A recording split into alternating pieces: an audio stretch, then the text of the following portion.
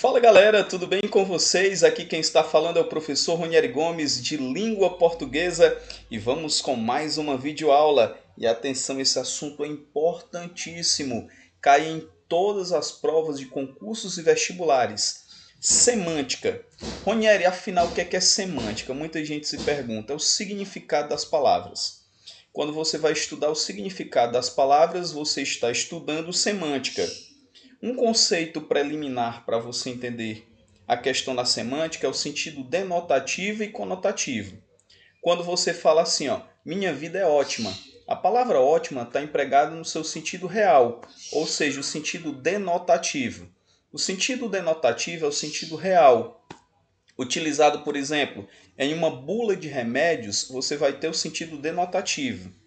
Já, por exemplo, em uma poesia, né, na verdade em um poema, você vai ter o sentido conotativo. O que é o sentido conotativo? É o sentido figurado.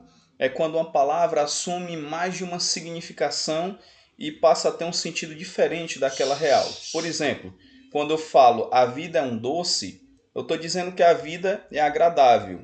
Eu tirei a palavra agradável e troquei pela palavra doce, no sentido figurado. Então, é o sentido conotativo ou sentido figurado. O denotativo é o sentido real, ok?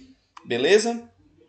Agora nós vamos aqui para o nosso material falar um pouquinho sobre sinônimos. O que são sinônimos? São palavras que têm a mesma carga semântica, ou seja, têm significados semelhantes. Se eu falo belo, eu tenho a palavra bonito, então são sinônimos. Os antônimos têm significados opostos. Se eu tenho a palavra belo, eu também tenho a palavra feio. São cargas contrárias, tá? Os homônimos eu vou dividi-los em imperfeitos e perfeitos. Como o próprio nome já dá uma noção, homônimo vem da palavra homo, que significa um só.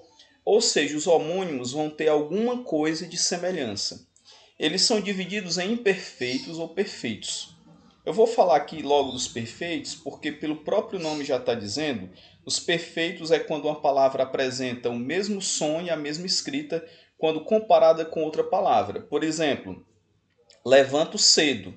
Esse cedo aqui que vocês estão observando no material é um advérbio de tempo, beleza? Mas quando eu digo eu cedo meu tempo para todos, eu vou doar o meu tempo para todos. Eu vou fazer uma doação. Nesse caso, o cedo é do verbo ceder.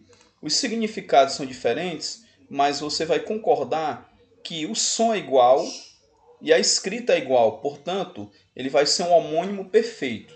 Os homônimos imperfeitos são divididos em homógrafos e homófonos. Vamos parar de decoreba, ficar decorando. Vá pela a própria etimologia da palavra. Observe, ó.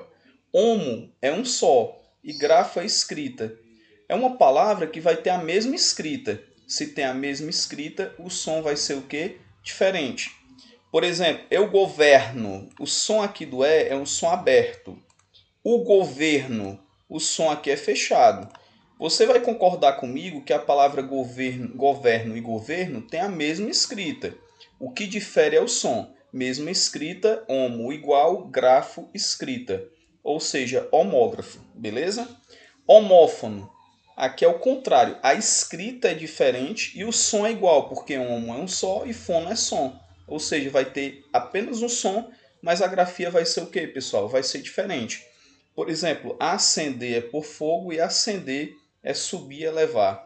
Acender, que é subir e elevar, você vai grafar com SC. E acender, que é atear fogo, você vai retirar o S. Tranquilo? Nós temos ainda os parônimos. O que são parônimos? São palavras parecidas. Você pode fazer essa associação. São palavras parecidas, mas que não têm a mesma grafia e nem têm o mesmo som, tá? Cavaleiro, cavalheiro. Cavaleiro, aquele que anda a cavalo. Feminino, Amazonas, ok? Cavalheiro, ó a diferença, ó, o LH e o L. O cavalheiro é o homem cortês, feminino, dama, tá? Então, essas palavras parecidas são chamadas de parônimos, tá? Elas não são iguais nem na escrita e nem no som. Se fossem iguais na escrita, né, você poderia ter, na verdade, um homófono. Se fosse igual no som, você teria um homógrafo, perdão, na escrita. Agora, se você fosse igual no som, seria um homófono, tá?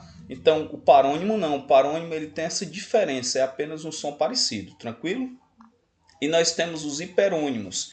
Os hiperônimos é quando você fala de um todo para ir para os seus constituintes. Por exemplo, quando eu falo veículo, veículo é o todo e a motocicleta, na verdade, é a parte.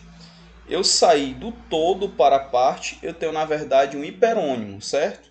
Se eu tiver, por exemplo, hospital, aí eu vou falar médicos, enfermeiros, recepcionistas e assim vai, eu tenho também uma relação de hiperônimo. Eu parto do todo, do geral, e vou para os constituintes. Lembra que a palavra hiper significa o máximo.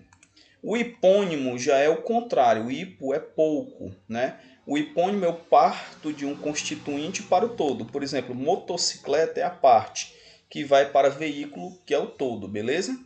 Tranquilo? Se eu tiver a relação professor-escola, professor, eu vou pela parte, escola representando o todo, eu tenho um caso de hipônimo. Tranquilo? Daqui a pouquinho nós vamos para as resoluções de questões com o professor Ronieri Gomes. Um forte abraço.